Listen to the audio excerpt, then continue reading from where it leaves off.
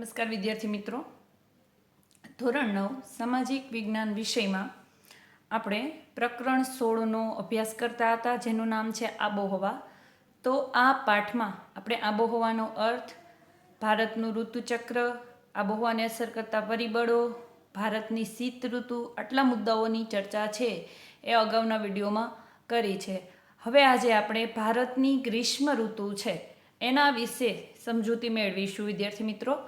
તો સૌથી પહેલાં આપણે અગાઉ ઋતુચક્રમાં ભણ્યા એમ કે ભારતની ગ્રીષ્મ ઋતુ છે એ માર્ચથી મે સુધીના સમયગાળામાં હોય છે. એટલે કે 3 મહિના, માર્ચ, એપ્રિલ અને મે, એ 3 મહિનાના સમયગાળામાં છે એ ગરમી અનુભવાય છે. એટલે કે આપણે તેને ગ્રીષ્મ ઋતુ અથવા તો ઉનાળો કહીએ છીએ.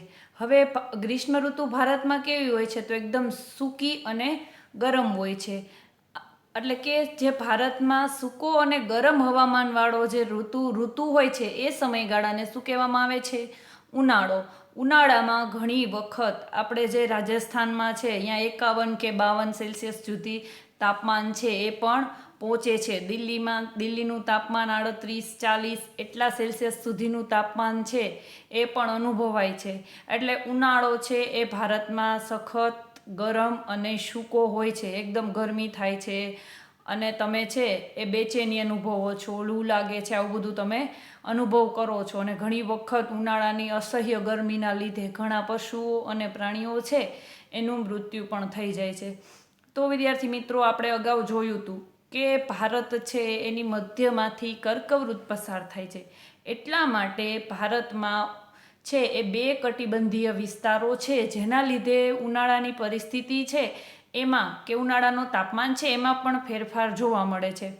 જે ભારતનો નીચેનો ભાગ છે એટલે કે દક્ષિણ ભારત એ ઉષ્ણકટિબંધમાં આવેલું છે અને ઉત્તર ભારતનો જે ભાગ છે એ સમશીતોષ્ણ કટિબંધમાં આવેલો છે. તો ઉત્તર ભારત કરતાં દક્ષિણ ભારતમાં માર્ચ મહિનામાં તાપમાન કેવું હોય છે? તો કે વધારે ઊંચું હોય છે. તેથી દક્ષિણ ભાગ છે એ માર્ચ મહિના દરમિયાન વધારે ગરમી અનુભવે છે.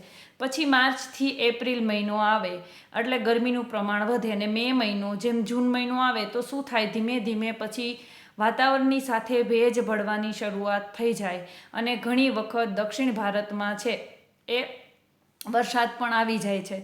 એટલે દક્ષિણ ભારતમાં છે એ માર્ચ મહિનામાં વધારે ગરમી પડે છે ઉત્તર ભારતની સરખામણીમાં, અને ત્યાર પછીના એપ્રિલ અને મે મહિનામાં ઉત્તર ભારતમાં છે એ વધારે ગરમ ઋતુ છે અથવા તો ગરમીનો અનુભવ થાય છે. હવે વિદ્યાર્થી મિત્રો, તમે ન્યૂઝપેપર જોતા હોય તો ઘણી વખત હવામાનના સમાચાર હોય એના તમે ઘણા બધા શબ્દો છે એ આપેલા હોય છે. જો આ શબ્દોની સમજૂતી તમારા પાઠ્યપુસ્તકની અંદર પણ આપેલી છે અને યાદ રાખવી ખૂબ જ જરૂરી છે. તો એવા શબ્દ કયા છે? તો કે એક તો છે અલ નીનો, બીજું છે આઈટીસી ઝોન, ત્રીજું છે નોર્વેસ્ટર અને ચોથું છે લૂ. તો હવે આ બધા જ શબ્દો શું છે એ આપણે ક્રમશઃ સમજીએ. તો સૌથી પહેલો શબ્દ આવશે અલ નીનો. તો અલ નીનો શબ્દનો અર્થ શું થાય? તો વાતાવરણ અને સમુદ્રની અસરોથી જે દક્ષિણ અમેરિકાનો પેરુ દેશ છે એ પેરુ દેશના જે પશ્ચિમ કિનારે જે પેસિફિક મહાસાગર આવેલો છે એની નજીક છે એ ગરમ પ્રવાહો ઉદ્ભવે છે. એટલે આ જે ગરમ એકદમ પ્રવાહો ઉદ્ભવે એને અલ નીનો એવું નામ આપવામાં આવ્યું છે. હવે આ પ્રવાહો છે એ પશ્ચિમ તરફ વહાય છે, એટલે કે પશ્ચિમ દિશા તરફ આ પ્રવાહો ગતિ કરે છે અને તેની અસર છે એ છેક આપણા ભારત સુધી અનુભવાય છે. એટલે ભારતમાં અલ નીનો એવો શબ્દ છે એ વારંવાર તમે સાંભળતા હોય છે જે હવામાન બાબતે સમાચાર હોય તેમાં. ત્યારે ભારતની છે એ વર્ષા ઋતુનો સમયગાળો છે એમાં ઘણી વખત વહેલું કે મોડું થાય છે, એટલે કે ફેરફાર જોવા મળે છે અલ નીનોનો જે પ્રવાહ ઉદ્ભવે છે એના લીધે. ત્યાર પછીનો શબ્દ આવશે વિદ્યાર્થી મિત્રો આઈટીસી ઝોન. તો જે વ્યાપારી પવનો છે આપણે અગાઉ ભણેલા છીએ કે વ્યાપારી પવનો છે એ વિષુવવૃત્તમાં ભેગા થાય છે. તમને મેં કીધું હતું કે વિષુવવૃત્ત તરફથી જે પવનો ઉપર વાય અને વેપારીઓ છે એને પણ વેપાર કરવામાં સઢવાળા વહાણો હતા એટલે મદદરૂપ થતા, એટલે એને વ્યાપારી પવનો કહેવાય અને એની વિશેષ સમજૂતી આપણે અગાઉના વિડીયોમાં મેળવેલી છે. તો જે આ વ્યાપારી પવનો છે એ વિષુવવૃત્તમાં ભેગા થાય છે. ત્યાં શું થાય તો કે હવાનું હલકું દબાણ રચાય છે, એટલે તેને આંતર ઉષ્ણકટિબંધીય અભિસરણ ક્ષેત્ર આઈટીસી એટલે શું થાય, ઇન્ટર ટ્રોપિકલ કન્ઝર્વેશન ઝોન એને કહે છે.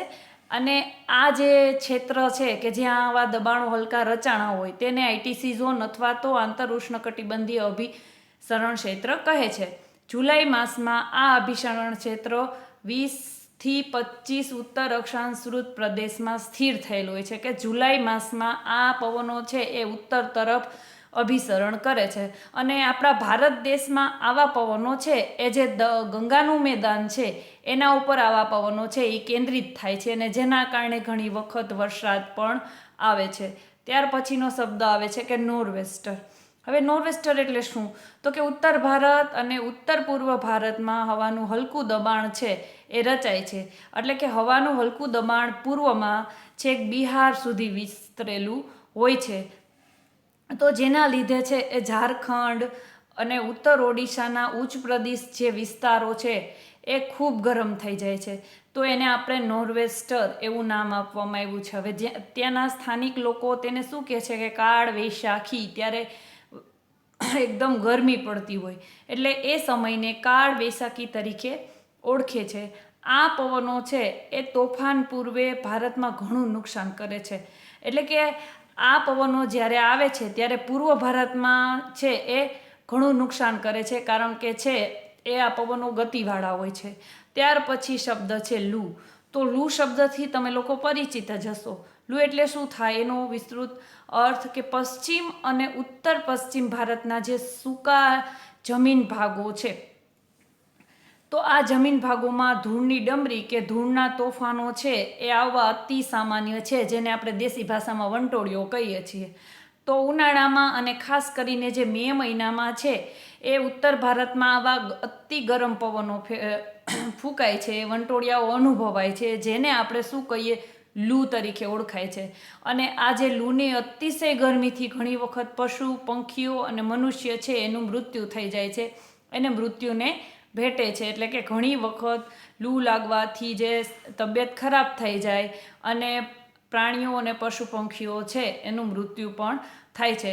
તો વિદ્યાર્થી મિત્રો, ઉનાળાની ઋતુ છે એ ખૂબ જ ગરમ હોય છે, પણ ભારતમાં દરેક ઋતુને પોતાનું મહત્ત્વ છે. જેમ શીત ઋતુ છે એને પોતાનું મહત્ત્વ છે, એમ ગ્રીષ્મ ઋતુ છે એને પણ પોતાનું મહત્ત્વ છે. અને ગ્રીષ્મ ઋતુની અસરથી છે એ ભારતના લોકોનો ખોરાક પોશાક પર પણ જોવા મળે છે.